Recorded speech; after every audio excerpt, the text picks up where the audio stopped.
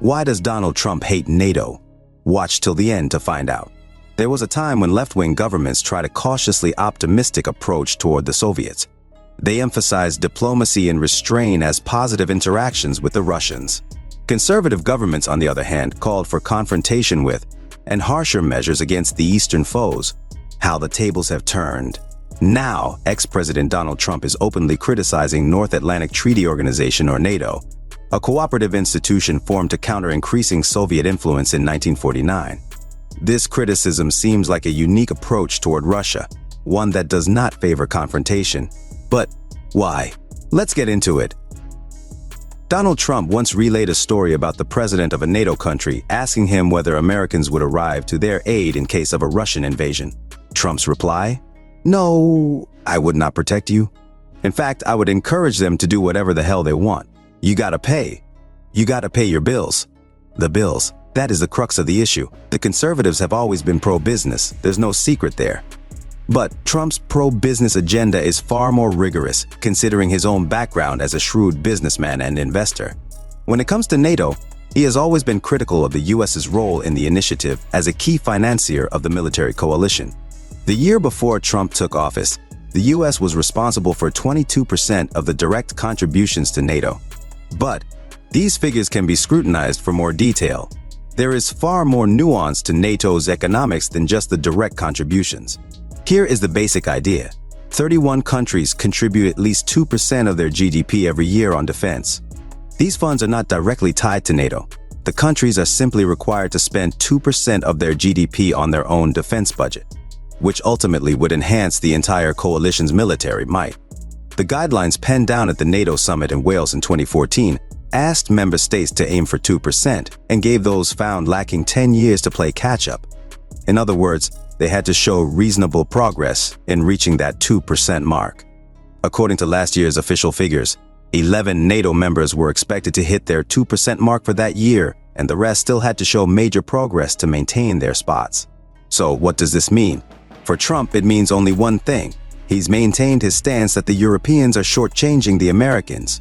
For instance, he claimed that the US provided close to 100% of the funds to the organization before his inauguration. It is a bold claim, and looking at the numbers, one might realize that US had 73% defense expenditure of all members. But this figure can be misleading. Most of those funds are not directed toward NATO and can be chalked up to the American military-industrial complex. In fact, US's contribution toward NATO has gone down substantially post-2016. In 2023, the US was responsible for only 16% of direct contributions to NATO, same as second largest contributor Germany. Examining everything critically, one can easily make the claim that the crux of Trump's stance, one of the US being cheated out of something, is bogus. But he remains adamant that other countries should pay more. This is very reminiscent of his stance toward the second largest economy in the world, China.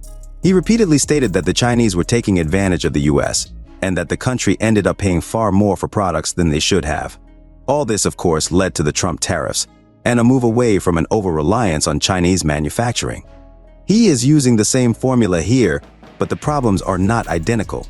As he calls for other members to pay up, it should be remembered that what they eventually pay up is still all relative.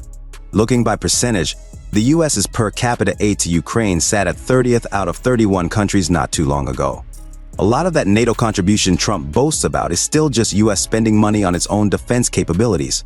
Since the US's defensive resources ensure its safety against the Russians, Trump thinks American citizens need not be bothered.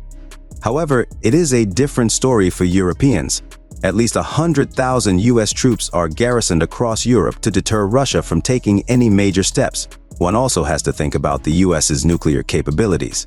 While the British, the French, and the Germans can fill that gap and deter Russia from any nuclear shenanigans, it would take time for them to organize those resources in a meaningful way. So, would the US pulling its troops and resources out of Europe affect NATO? 100%. However, the coalition would still be relatively strong. One could argue that keeping the US in NATO would be a worse choice in the long run, considering Trump's repeated accusations against fellow members. The Article 5 of NATO's founding treaty states that an armed attack against one NATO member would be considered an attack against them all. It further states that every member will assist the attacked party or parties as it deems necessary. There has been a mutual understanding that this calls for a joint attack on any foreign invader. But when Trump tells his supporters that he would encourage the Russians to do what they want, it weakens a key tenet of the organization. If everyone could simply opt out of providing aid, what is the point of the military coalition?